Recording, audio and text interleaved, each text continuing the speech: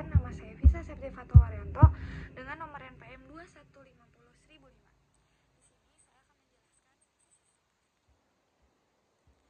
Nah, apa itu sosialisasi politik?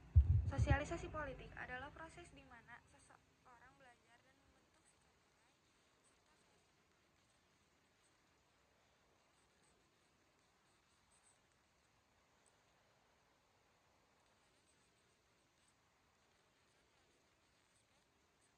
sikap teman, sekolah, pekerjaan, media massa,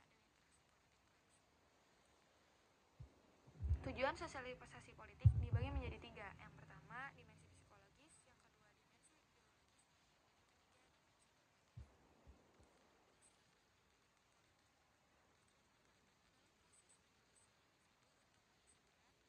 dalam pemerintahan atau urusan negara, melibatkan pemilihan dan pengangkatan orang-orang, status sosial dan prestasi. Rekrutmen politik penting untuk menjaga berjalannya sistem politik dan memasukkan orang-orang yang dianggap mampu dan sesuai untuk menjalankan fungsi negara dan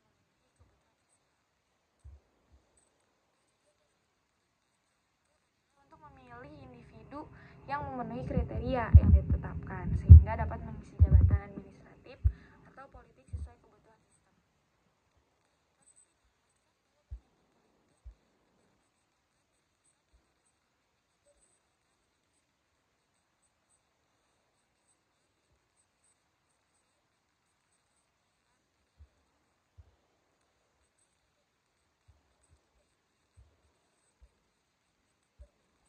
Dalam proses politik, setiap warga negara Indonesia tanpa membedakan suku, agama, atau ras memiliki kesempatan yang sama untuk mengikuti rekrutmen politik, asalkan memenuhi kriteria yang ditetapkan oleh Undang-Undang Dasar 1945 dan peraturan perundang-undangan dengan prinsip kesetaraan dalam hukum dan pemerintahan, seperti yang diatur dalam pasal 27 ayat 22 Undang-Undang 1945. Mekanisme dalam melaksanakan rekrutmen politik dibagi menjadi 3 bagian. Yang pertama pemilu, yang kedua fit and proper test, dan yang ketiga seleksi CPNS. Nah, fungsi komunikasi politik ini dibagi menjadi 4 bagian.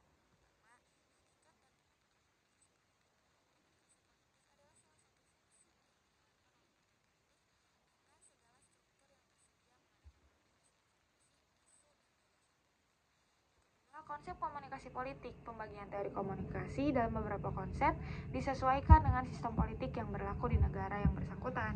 Yang ketiga, komunikasi politik. Fungsi komunikasi politik dapat ditinjau dari 2 aspek, yaitu fungsi komunikasi politik dalam aspek totalitas dan fungsi komunikasi politik dalam aspek hubungan suprastruktur dan infrastruktur. Yang keempat, unsur komunikasi politik dibagi menjadi beberapa unsur. Yang pertama, komunikasi massa, pesan, media, halayak komunikasi politik, dan efek atau umpan balik.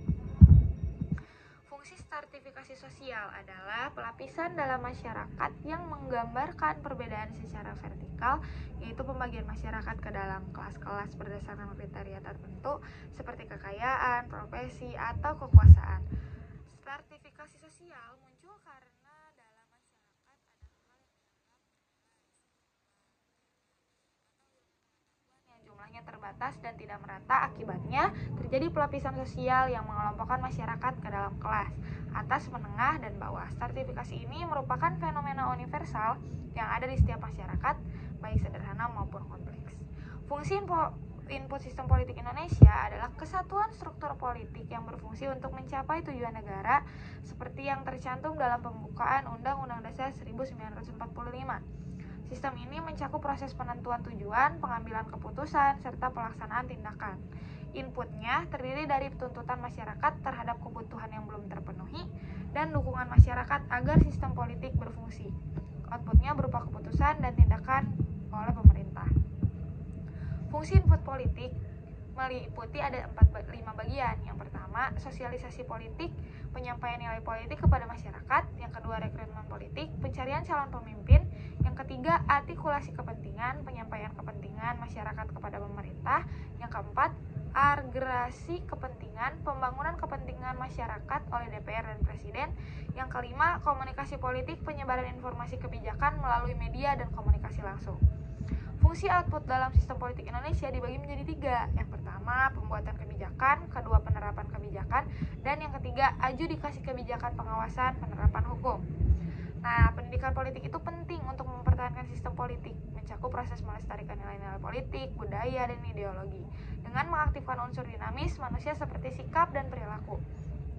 Proses ini dilakukan melalui pendidikan baik formal maupun kelompok seperti partai politik yang mengajarkan nilai-nilai politik agar generasi penerus melanjutkan dan menghargai sistem politik yang ada. Nah, pendidikan politik dapat dilakukan dalam 2 bentuk. Yang pertama, pendidikan politik nasional mengajarkan nilai-nilai politik umum agar masyarakat mendukung sistem politik dan budaya negara. Yang kedua, pendidikan politik partai mengembangkan kader partai dan organisasi untuk menjaga nilai-nilai partai dan mengembangkan calon pemimpin partai.